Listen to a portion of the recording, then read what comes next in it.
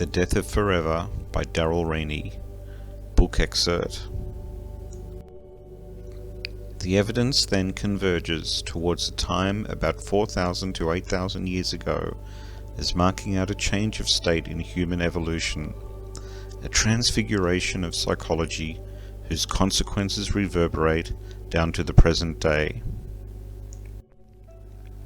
At this Rubicon in time, the quality of consciousness was irreversibly altered by several developments that were so interwoven and interdependent that it is impossible to tease them apart.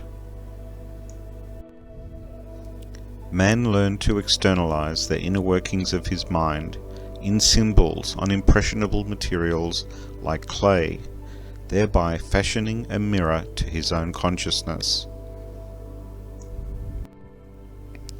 From this came, I believe, a sense of ego-self, an ability to build a representational model of his own mental processes and so perceive himself in the act of perception. The hinge role of language shows through clearly here, for it is language that defines structure, creating thought by giving it form. Thought was the new vehicle of evolution.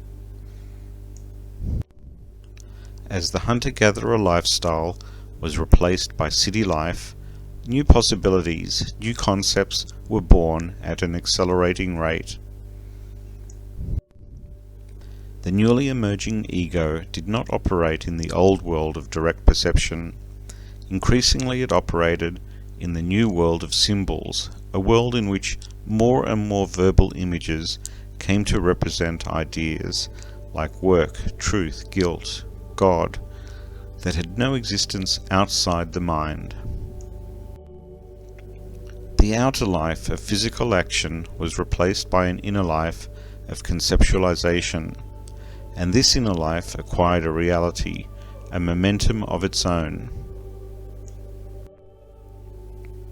In this process, the modern psyche was born, able to project backwards in time through memory and forwards in time through prediction, simultaneously liberated and trapped by the power of its own symbols, focused always on the convenient fiction it had invented to impose order on the world, the sense of I. This transfiguration carried a heavy price tag, as the communal dreaming of Eden faded, as the sense of shared necessity gave way to the sense of competitive individuality. The ego self felt itself to be alone and vulnerable.